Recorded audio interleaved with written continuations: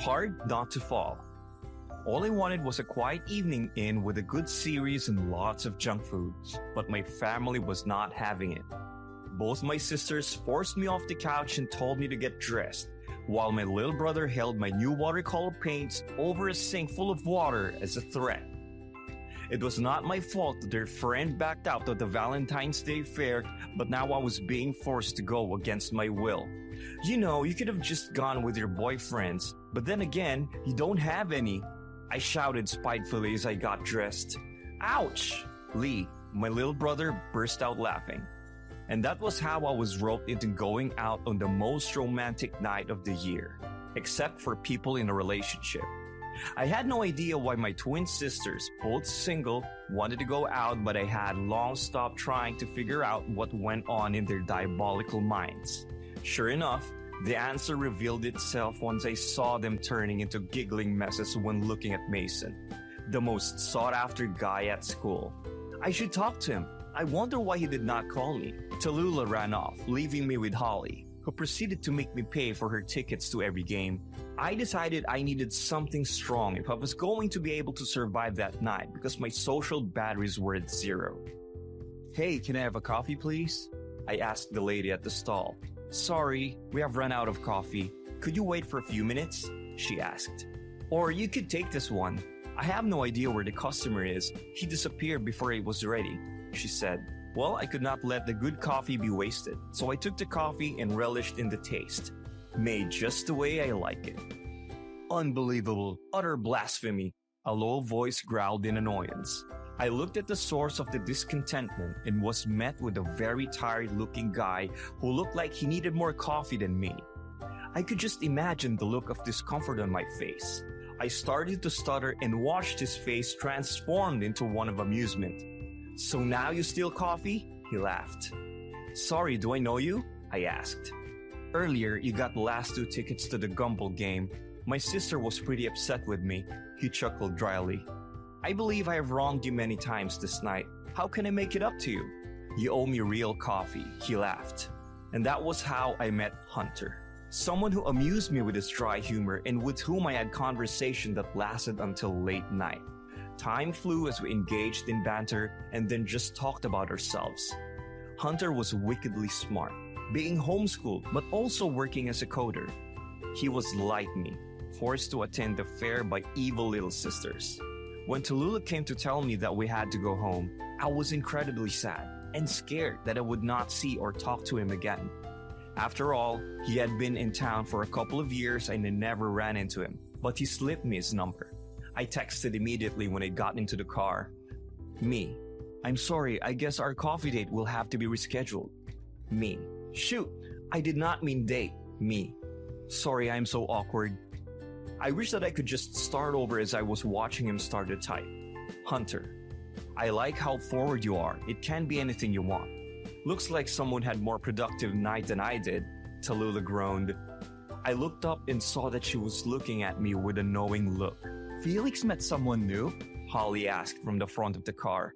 "Oh, hell no, I'm not discussing anything to do with my love life with you," I said as I put my headphones in and shut them off as I continued a very productive texting exchange with Hunter. We planned to hang out the very next morning, but that night I did not sleep. I could not remember the last time I smiled like that.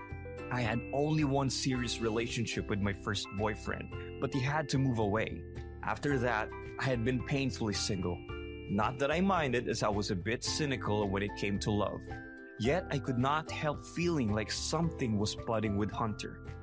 The next day could not come soon enough. My family looked at me like I was mad when I joined them for breakfast and told them that I was going to see a friend. A friend I had mad chemistry with from what I had experienced on the phone, and from what I felt when he hugged me as soon as he saw me. The hug lingered a little too long. Not that I minded. None of his family members were home, so it was just the both of us. And even though I had already eaten, he had to entice me with some waffles that he made. "You were a man of many talents," I said as I licked my fingers. "You want more?" He winked. "You want to fill me up so I can burst, right?" I asked. "Are you calling me a serial killer?" He asked as he came closer to me. I could not let myself look away from his eyes, so much clearer and alive than the previous night. "Want to see my room?" he asked. I went to his house nearly every day for the following week. I eventually got to meet his family, which consisted of his mom, dad, and little sister. He was an introvert, well in person, but he had quite a lot of thoughts. We could speak about thought-provoking stuff at any time, then switch to playful flirting a second later. But we never did anything besides holding hands a bit. I wanted to make a move, but I did not, to make a fool of myself, so I stalled. That was until one day when he was accompanying me home and we reached his porch. Then he turned to look at me without saying anything. "Hun," I did not get to finish my sentence before he gave me a quick peck on the lips.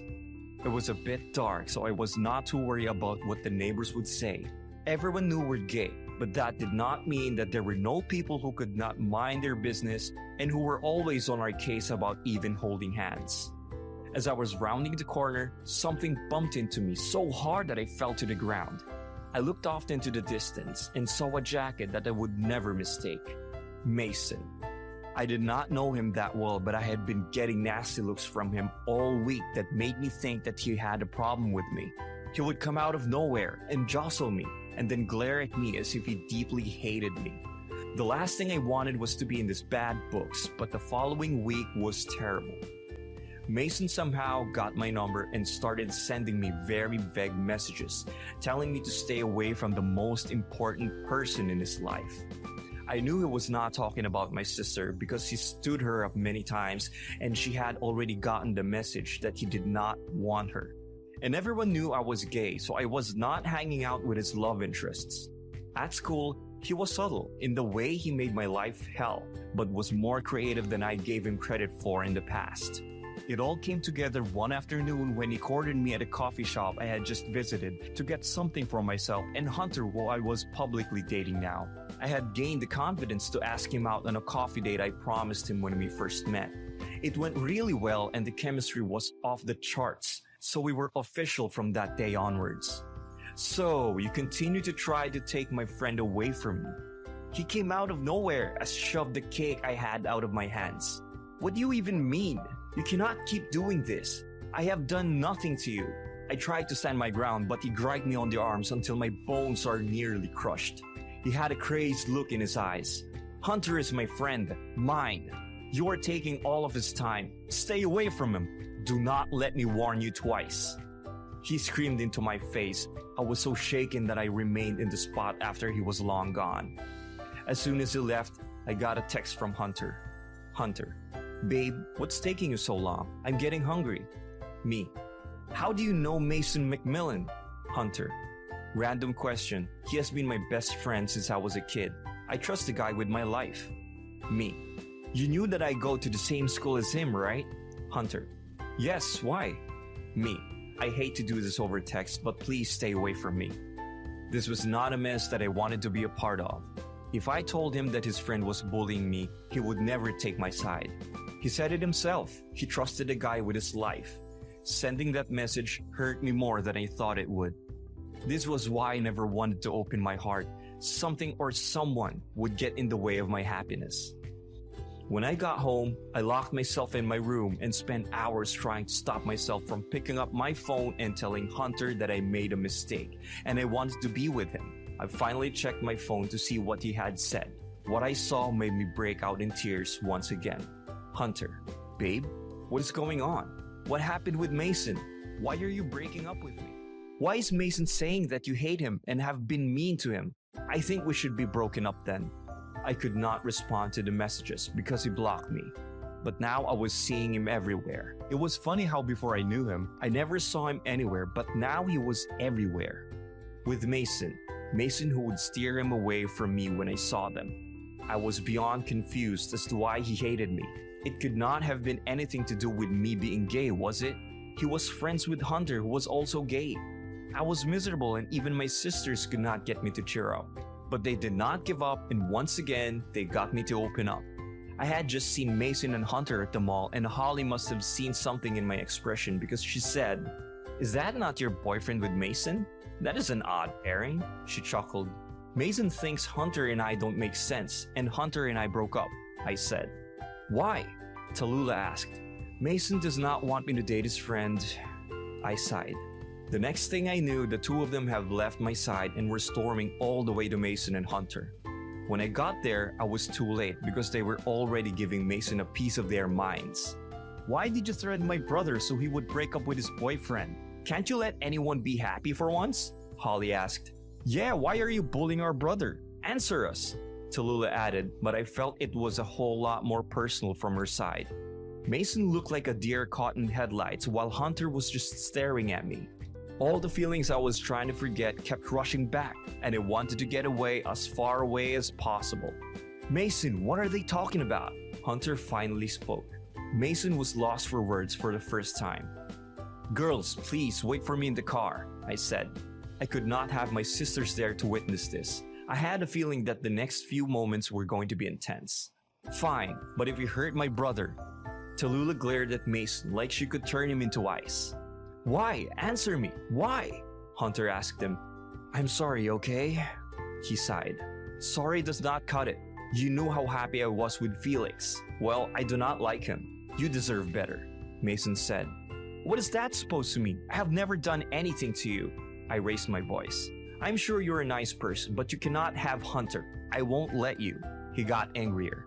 I know you are my best friend and all, but I can date who I want. When I have ever gotten involved in who you want to date? Hunter turned to him.